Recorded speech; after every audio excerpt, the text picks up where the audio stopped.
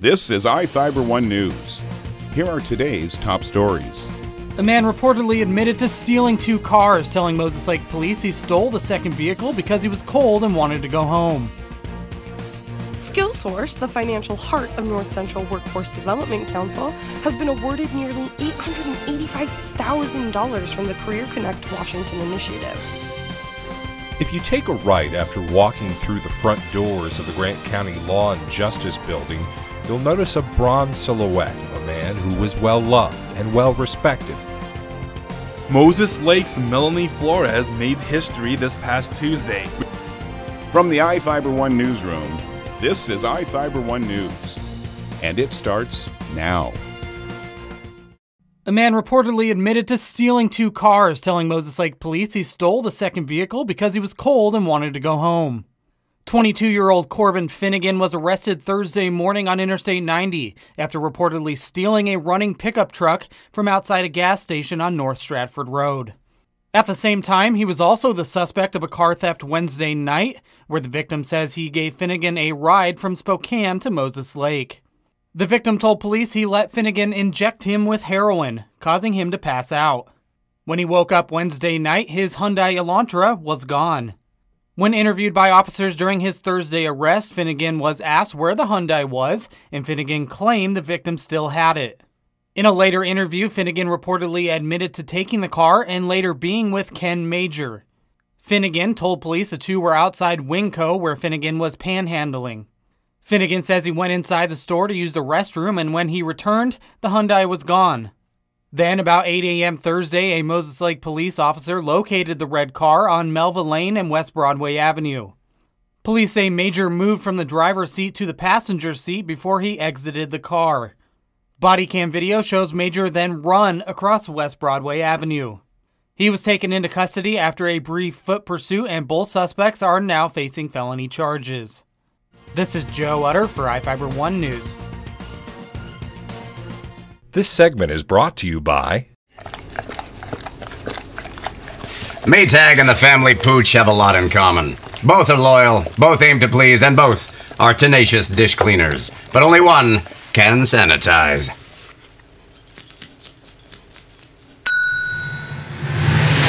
Maytag. What's inside matters. Maytag Appliances, now available at more furniture in Ephrata.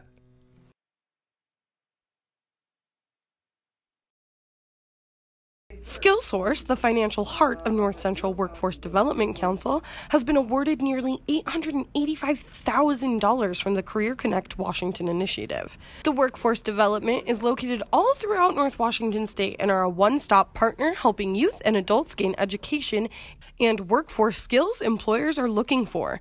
North Central received one of the highest scores on its application, resulting in the 3rd highest award in the state. The workforce development will be working closely with Apple STEM to further expand the workforce's training and education and employment in science, technology, engineering, and mathematics-related industries over the next 2 years. We see this as a tremendous opportunity to expand career-connected learning, which was so successful here in the Chelan-Douglas area, to all 5 counties of our region, to reach disadvantaged youth who are living in rural, isolated communities, small schools, or perhaps out of school. And they're saying to themselves, I want to get into IT, I want to get into manufacturing, I want to get into healthcare, but I don't see a viable pathway for me to do that here. This allows us to expand those opportunities into their region, to really reach out to them and say, you can do it, and we're here to help you. Other partners for the project include Chelan and Grant PUDs and local school districts and junior colleges.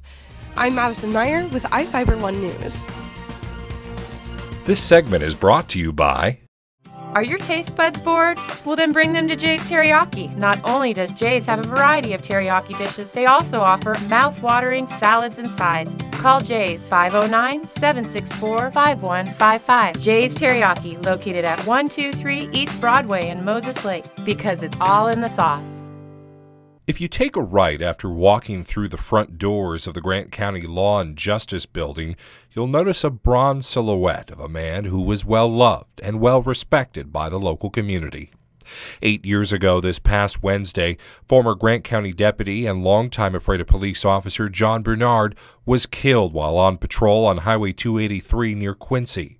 Hundreds attended his funeral, including, at the time, Governor Christine Gregoire, who paid her respects to Barnard's family. The tragedy may have occurred nearly a decade ago, but his presence is still felt by those he worked alongside with in the Grant County Sheriff's Office. His void that he has left is still to this day felt very strongly. Every year we honor him inside the office, so John's definitely felt every year at this time. Words used to describe John by his Bravo crew are loving, dedicated, professional, honorable, loyal, and most of all, proud.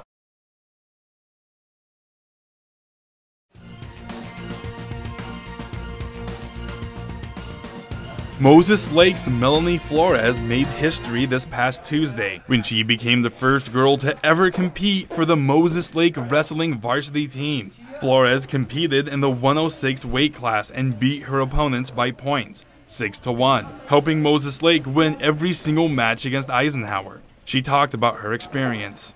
It was still a maybe before, like an hour before I found out. He was like, okay, you're for sure wrestling. I was like, oh, okay. And then 10 minutes before going out there, he told me that I was the last wrestling match, the last match that was wrestling that night, because everybody else had a forfeit. So I think that's when it kicked in, and I was like, oh crap. I had to mentally tell myself that I had to go and dominate because I didn't want to be the losing one of the team for the night. So as soon as I told myself that, the butterflies went away, and as soon as I stepped on the mat, I knew it was time to go to work. Flores' game has been improved by her coach, Javier Valdez, who was hired on as the girls' coach just a few years ago. He's been part of the wrestling program since he was a student at the high school in the 70s. You'll never see that in our history records, that a girl's been that good to step into the varsity lineup for the boys and compete and win. I believe in her, and I have confidence that she can wrestle with just about anybody. Moses Lake will next compete against Othello and Chihuahua in back-to-back duels on Wednesday. The usual varsity wrestler will look to return for those duels, but if he's not ready to go, Flores may be called upon again. I'm Adam Chikoski for iFIBER 1 Sports. This is iFIBER 1 News. For more information on these stories and other news, visit us online at iFiber1.com or check us out on Facebook.